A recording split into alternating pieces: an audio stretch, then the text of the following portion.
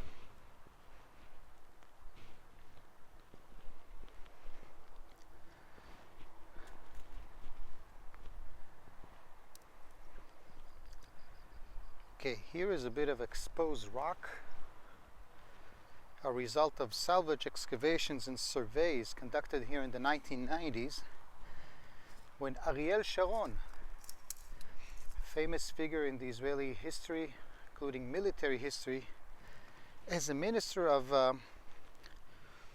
how do you say it in Hebrew? Misad HaShikun, in charge of housing, the minister of housing decided to take these barren hills about halfway between Tel Aviv and Jerusalem and form here a big new city to create more housing solutions for the growing population of Israel. It was a big project which is still in process. The city today has about 130,000 residents, including your humble servant, and yet it is planned to be a city for about 250,000 people. It will be not the biggest, but one of the top 10 biggest cities in Israel. Unlike other cities, however, here they paid careful attention to the design. I wish I could afford a drone to show you the city from above. The design includes a lot of open spaces, careful planning that does not allow antennas and solar panels to be too visible. Interesting looking architectural features over the hilltops. But I'm here for a different purpose. I'm here to show you the antiquities. And already here you can see some of the antiquities found in the hill that lies in the northwestern corner of modern Modi'in. This is a wine press. This is an indication that people lived in this area, maybe not at this very spot, but lived in this area. You also have some walls here. We have a mosaic floor. All testimony to this site being inhabited in ancient times, and especially in the Hellenistic and Roman periods. And it is the Hellenistic layer that is of great interest, because that is the time of the Maccabees. Here's another wine press, although this element looks a bit like a trough. And I admit, to get all the full details, you'll have to open the archaeological report. But I do know that in general, a combination of both agricultural installations and houses were found here, enough to indicate that there's a lot of significant finds in this area, and it should not be turned into another suburb, another part of the new suburb of Modi'in.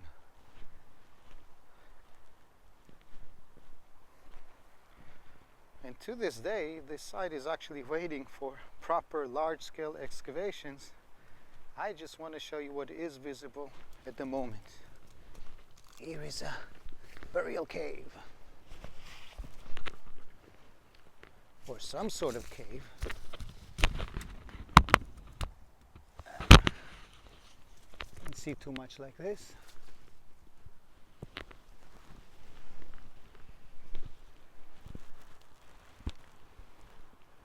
And soon comes the sun.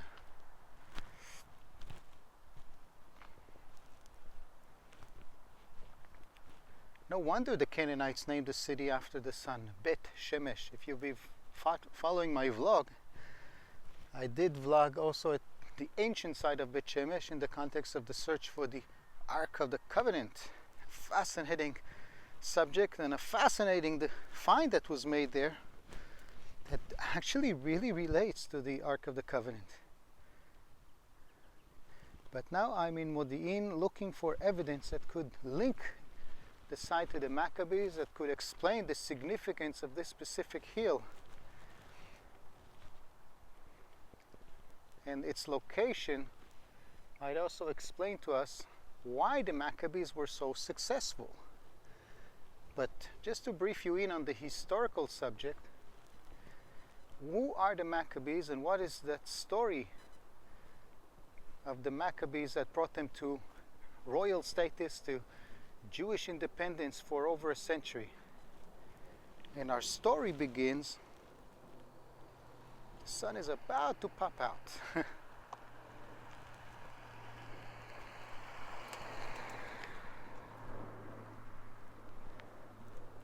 Our story begins in the first half of the 2nd century BC, when this land is inhabited by Jews, as well as Samaritans, some Edomites, Phoenicians, but the center is definitely inhabited all by Jews, yet it is mastered by the Seleucid Greeks. In the late 4th century, Alexander the Great conquered also this region, and later his generals quarreled over the control of this area. The centers were either in Syria or in Egypt. One general called Seleucus took the area of Damascus and established there the Seleucid dynasty. And another general called Ptolemy took Egypt.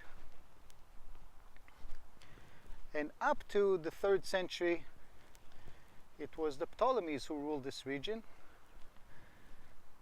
Then the Seleucids took over, and in the year 168, I believe, it was Ptolemy the Fourth, which was trying his luck, campaigning against the Ptolemies in Egypt and passing through this land, aiming to conquer and sack the Ptolemaic kingdom in Egypt. But the Ptolemies didn't just sit there waiting. They called the Romans. And the Romans came with their forces and showed Antiochus, who is the big boss. They defeated his forces, and worse, they demanded him to pay for having to come all the way from Rome to defeat him. Okay, here comes the sun, however. Boker Tov to the sun. Fam Modin. Anyway, that military campaign to Egypt ended in a terrible defeat. And worse, the Jews living in the region between Syria and Egypt thought he actually died in battle, and they rejoiced. But he wasn't dead, and he was very upset.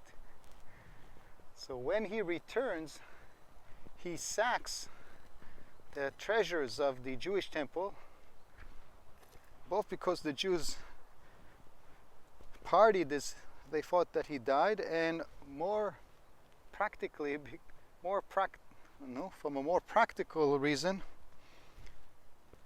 because he was in terrible debts to the Romans. So he plunders Jerusalem's temple, and that gets the Jews really upset. And then he goes, oh yeah, so from now on you can no longer practice your Jewish traditions. You can no longer convene on Shabbat. You can no longer practice circumcise. You're all going to be pagans now. Now, forcing someone to pay a lot of taxes and looting his valuables is one thing. But in antiquity, also in modern times, banning you from your religious freedom, that is something that can cause a whole different level of riots. And that is exactly what happened here. But here is the first artifact. There is now a nice display of artifacts over here on the slope leading up to the top of Modi'in. This piece of stone, which doesn't seem to be very impressive, is actually covered by plaster, and it is part of a fancy structure. Wait, let me get all of this into the frame. That's pretty neat.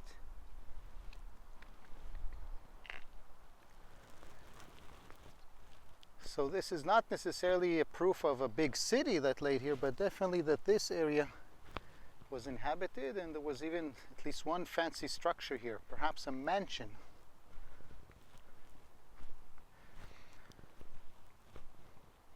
On this side we have what looks like troughs or devices to hold either water or grains. Yes, the sign is approving. They could have put also signs in English. The sign in Hebrew indeed identifies it as a trough for feeding your animal. A few more elements over here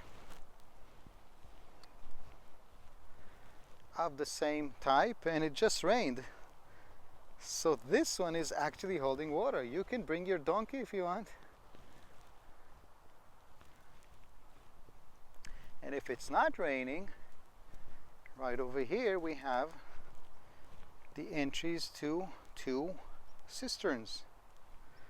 So when it rains, the water collects into a cistern that could later be used, frankly, year-round.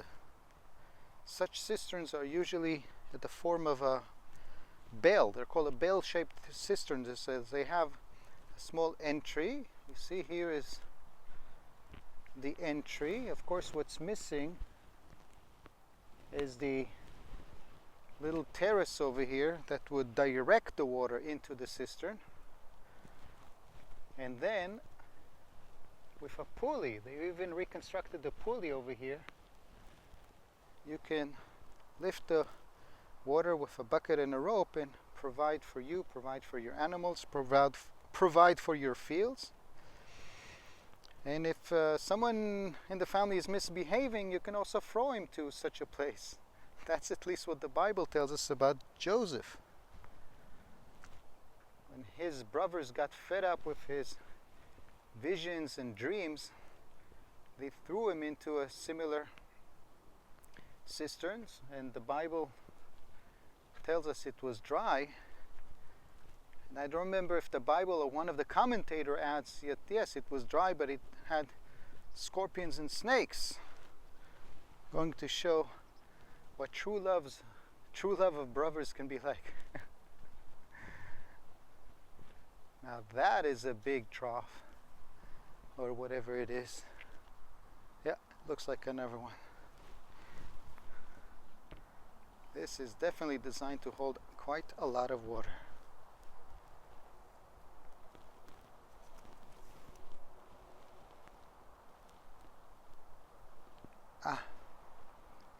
Beautiful, sunny, quiet morning.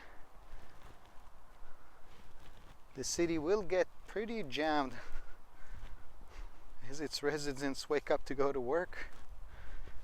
But right now it's all still nice and quiet. Here on the opposite side we have, it looks to me like milestones. And that's quite relevant to this site because, as I said before, Modi'in is halfway between Tel Aviv and Jerusalem. Ooh, look at my shadow. Tel Aviv is halfway between Modi'in is halfway between Tel Aviv and Jerusalem. And it's actually, this very hill is on the side of the most important road between Jaffa of ancient times and Jerusalem up in the mountains. No, it's not a milestone. It looks very much like it, but it's actually part of a public building, which makes it even more interesting, because if it's found here, it means that you didn't have just farmers living here.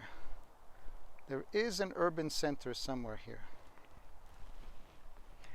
And speaking of which, let's get to the center, to the highest point of this hill, and let's complete the review of the story of Modi'in and the Maccabees. So anyway, Antiochus IV is very upset, broke, and he decides not only to loot all the spoils of the temple in Jerusalem, but then to punish the Jews for rejoicing over his supposed death and ban them from Jewish practice, forbidding circumcision, reading the Torah, convening on Shabbat. He thinks that he will turn the Jews into pagans, and then they will also be more loyal to him and to the Hellenistic world. He's got it wrong. The book of Maccabees and Josephus records how this new order is spread in the towns of Judea, but when the officer, the representative, comes to the city of Modi'in and introduces the new cult of sacrifice to the pagan gods, a local Jewish priest by the name of Matityahu, who is an elder, but still, he rises, approaches the officer, stabs him to death, and calls all members of the town, if you are a follower of the law of Moses, I'm not quoting it word for word, but that's the general message. If you are the follower of our God, follow me. And the rebellion breaks. Now, this is a one-way ticket, a rebellion. Either you succeed or you die. Rebellions don't end with a compromise, usually. Definitely not in ancient times. Wait, I have to stop again because this is a really nice new display. I once saw it from the distance. Now I'm finally getting a close look at this, demonstrating how olive oil was made in antiquity. And of course it's based on finds made here, demonstrating how olive oil was a major component in the local economy. Okay, imagine the hills around us, not built up in modern times, but with groves or orchards or forests, who knows. Many olive trees scattered around here. And in the season, the olives are first brought to this device. This device will crush the olives, and then that crush is put into baskets which are placed beneath this big beam. Okay, imagine about, I don't know, 10 or 15 baskets full of produce, but unprocessed. How do you turn that squash into olive oil? You need to squeeze it, and jumping over it will not be enough. So this wooden beam attached to these weights is then I'm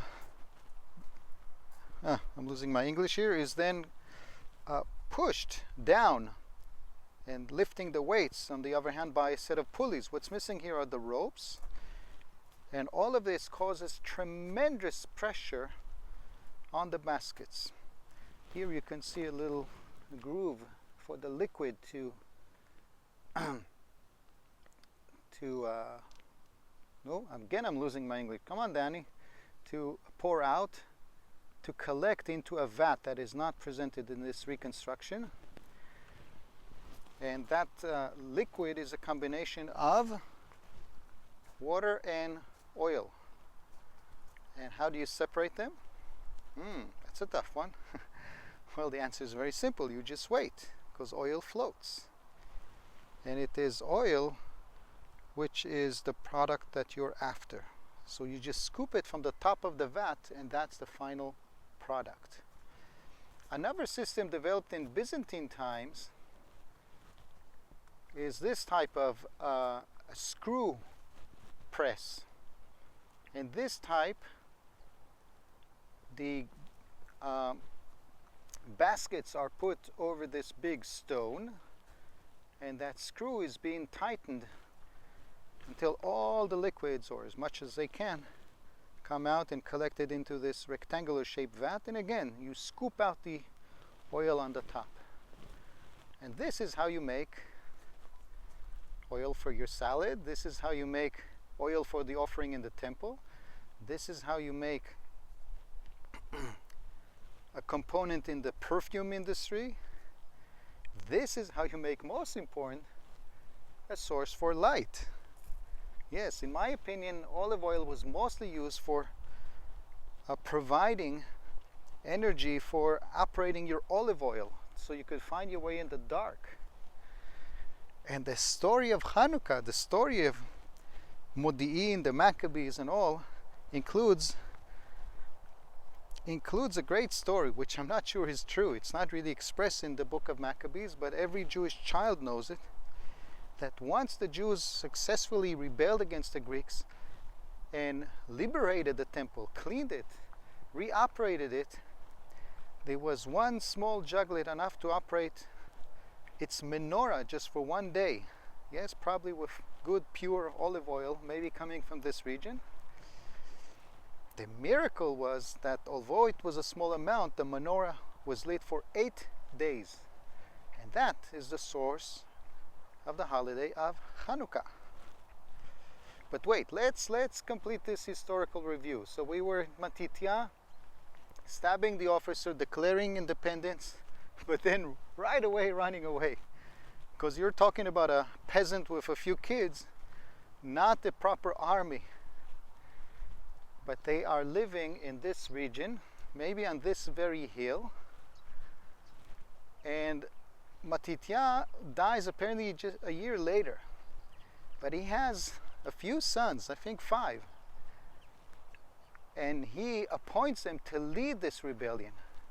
Shimon, Yonatan, and especially famous, the tactician, the brilliant military master of guerrilla war, Judah, Yehuda HaMaccabi. And the book of Maccabees tells us of the Seleucid Greeks, or Antiochus IV, sending a punishment force up towards Jerusalem. But this hill, as I'm going to show you in a minute, to this day masters the main road that used to reach Jerusalem. What is called today Road 443. Now, the main highway to Jerusalem is road number 1. But that was established in the Ottoman period when they paved that axis in the 19th century. In ancient times, from the time of the book of Joshua, and during the time of the Maccabees, later when the Romans reached Jerusalem, they all come from this axis, from this road. I don't know if the camera can catch the noise of the cars, but this side road was actually the main way to reach Jerusalem.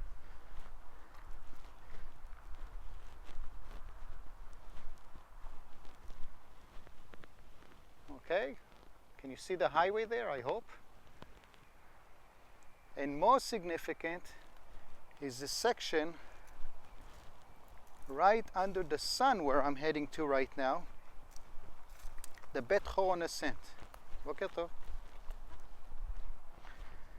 The Bet Horon ascent is a very specific path that you must ascend up to. It's literally under the sun right now. In order to reach Jerusalem, and already in the Old Testament, we have a story of Joshua fighting against the Canaanites along Bet Horon ascent with how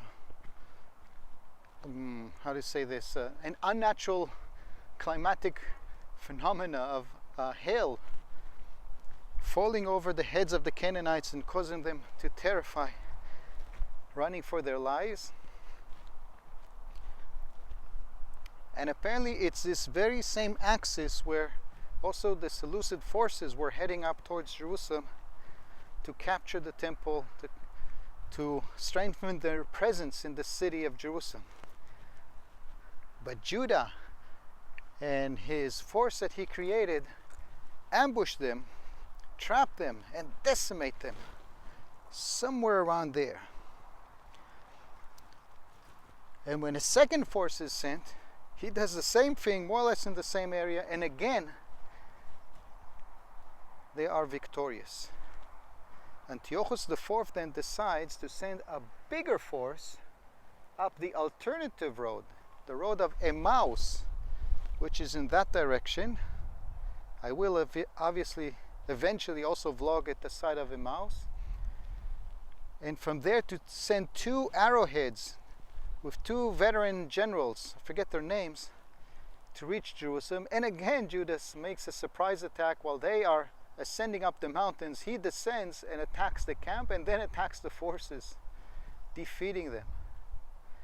So Antiochus then decides to send a force from a even more southern route, from the area of Gush Etzion of today, and this time they come with elephants.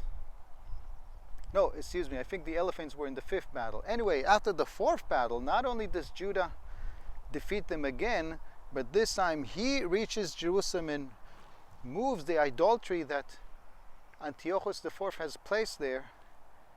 And that's the story of Hanukkah. It happens on the 25th in the month of Kislev in the year 164 BC.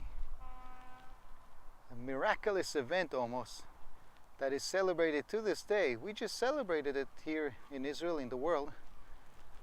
The holiday of Hanukkah, kind of equivalent to a Christmas. Yes, to a Christmas time, and 8 days of lighting lights and giving gifts to the kids and so on. Hanukkah also appears in the New Testament. It tells us in the Gospel of John, I believe, that Jesus ascended up to Jerusalem during the Hanukkah festival. And I have to admit, I was here just 2 weeks ago, filmed by Christian TV on a special chapter 4 Hanukkah. But on the 5th battle, when Antiochus sent this time also elephants, Judah dies in battle. Judah dies, but not the will of the Jews.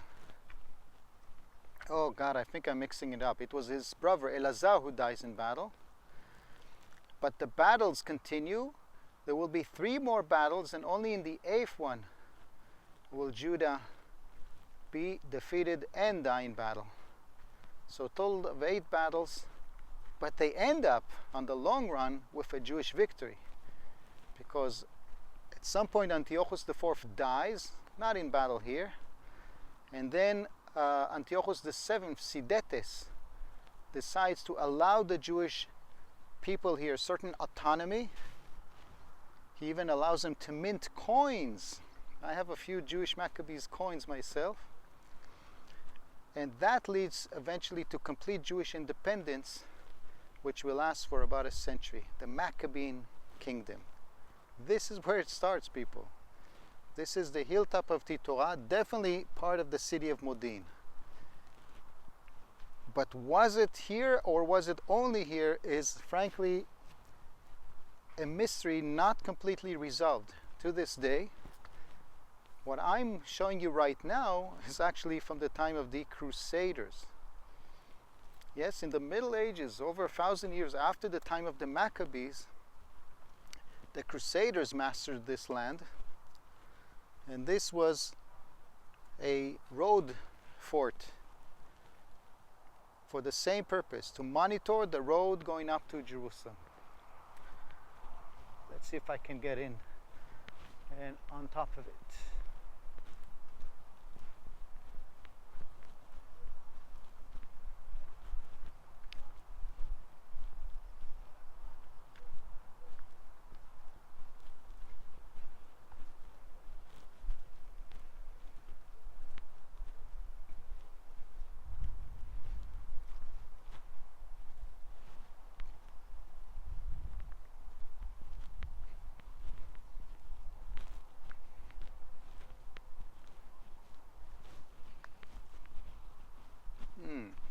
Okay, there is a fence around it.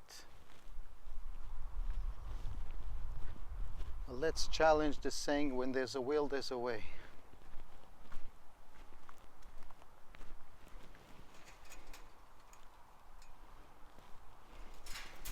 Okay, that wasn't too difficult. Here we go.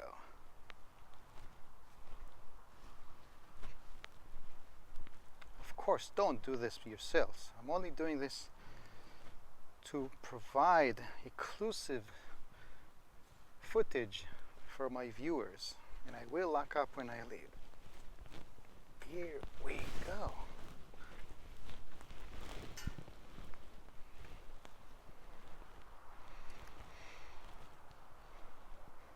Okay, now you can definitely see why this site is significant.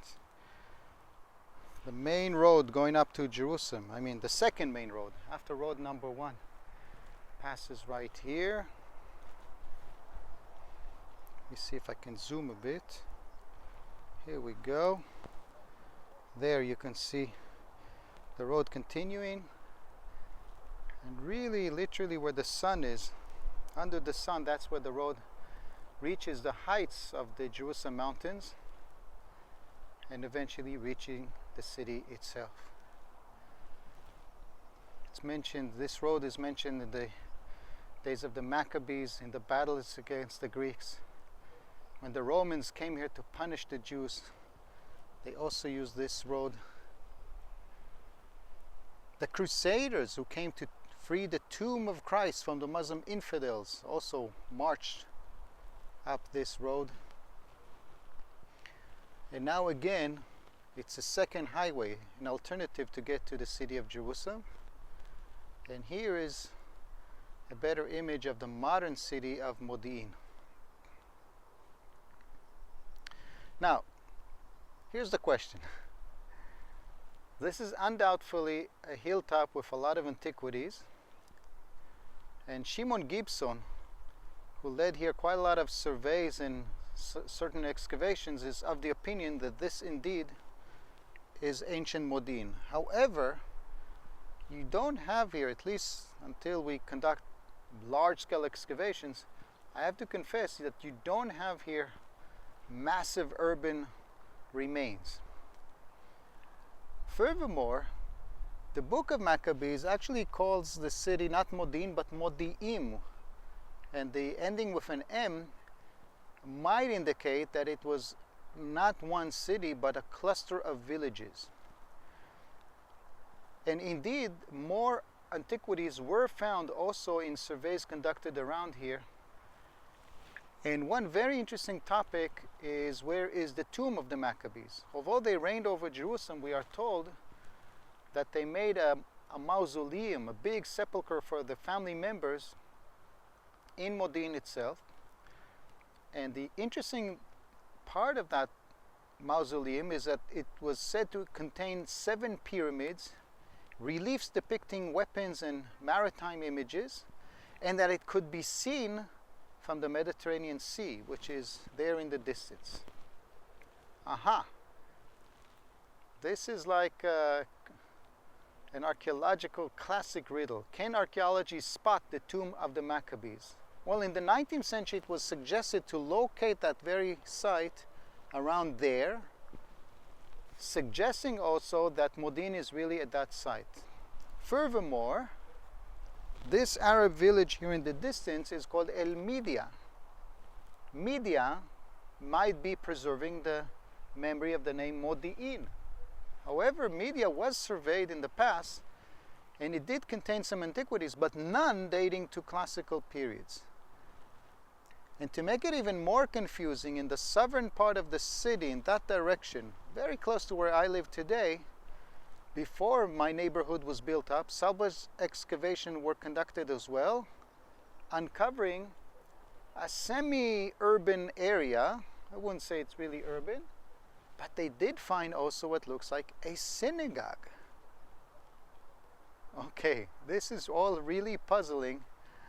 So stay tuned for my next vlog, which will be reporting from El Umdan site, and the site that once was said to be the tomb of the Maccabees. Maybe Modi'in is actually scattered between all of these sites.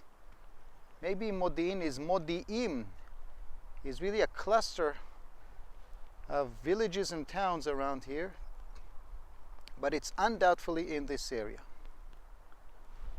Okay, I think I'm running out of battery, and you might be having to take a break.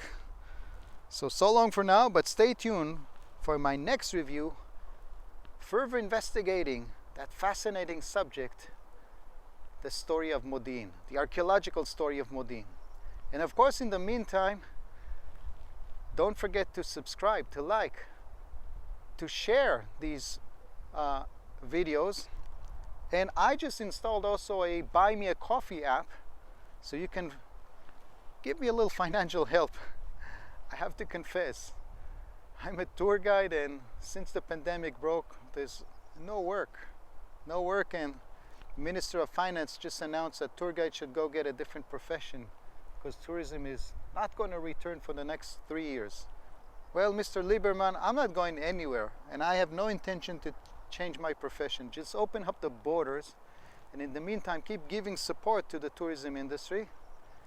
But until then, at least I have plenty of time to report to you on topics like the Ark, Modi'in, and wait, there'll be more coming. So long for now.